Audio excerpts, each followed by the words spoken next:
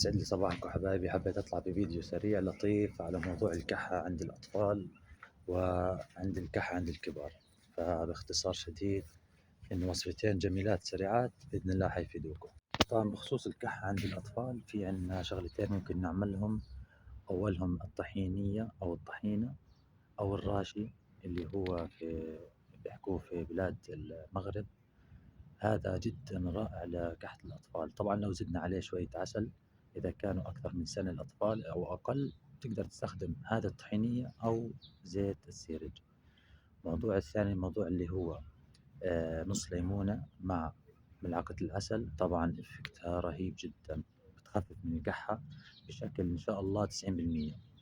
أما موضوع الكحة عند الكبار حبايبي فموضوعها بسيط. في بصلة واحدة، البصلة هاي نقدر نحطها على فرن أو نشويها شوي بأي شكل من الأشكال ونضربها في خلاط، وبعد ما نطلع المية تاعتها يعني نصفيها المية نشربها كل يومين. يعني كل ما تعمل بصلة كل يومين اعمل مرة واحدة، بإذن واحد أحد حتشوف تأثير رهيب جدا على موضوع الكحة.